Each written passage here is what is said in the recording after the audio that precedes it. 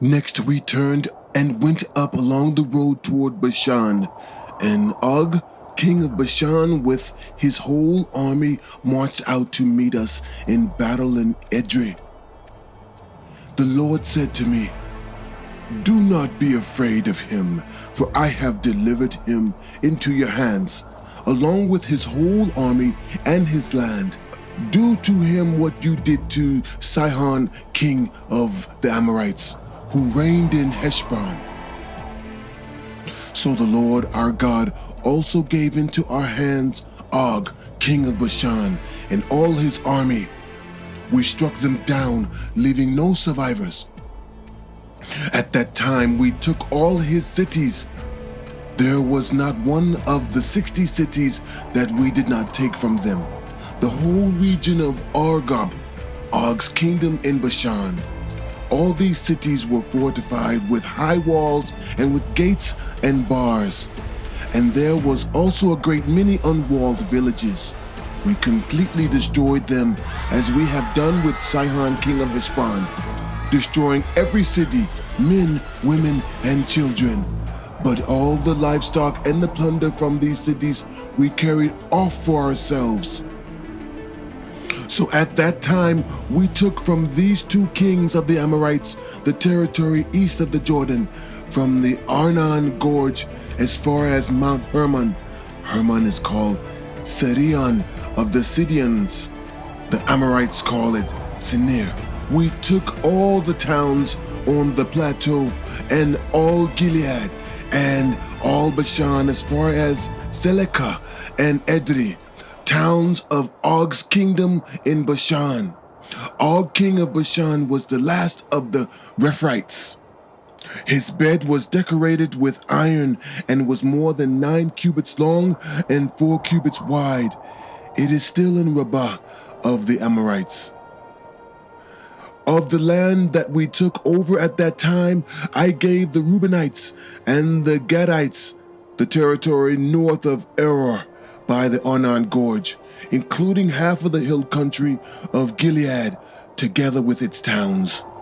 The rest of Gilead, and also all of Bashan, the kingdom of Og, I gave to the half-tribe of Manasseh.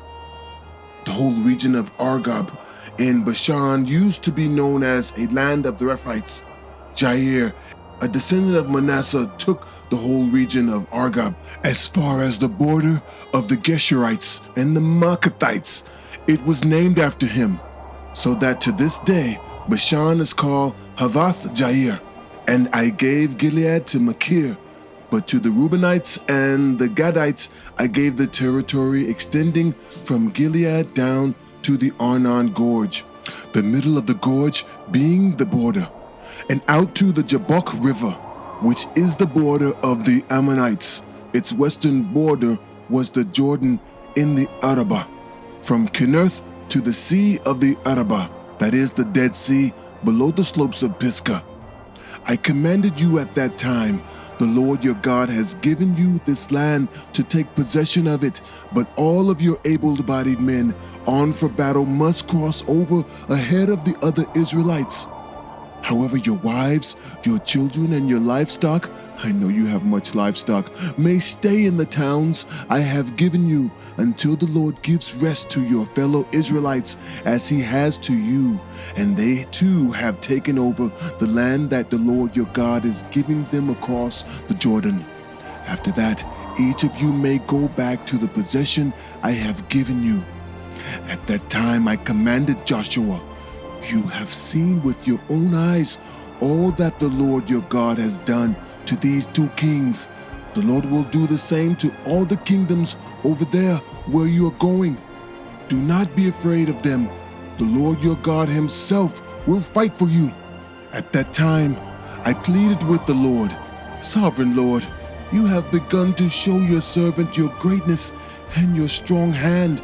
For what God is there in heaven or on earth who can do the deeds and mighty works you do? Let me go over and see the good land beyond the Jordan, that fine hill country and Lebanon." But because of you, the Lord was angry with me and would not listen to me.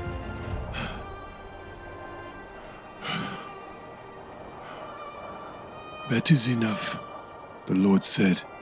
"Do not speak to me any more about this matter. Go up to the top of Pisgah and look west and north and south and east. Look at the land with your own eyes, since you are not going to cross this Jordan. But commission Joshua and encourage and strengthen him, for he will lead this people across and will cause them to inherit the land that you will see." So we stayed in the valley near Beth Peor.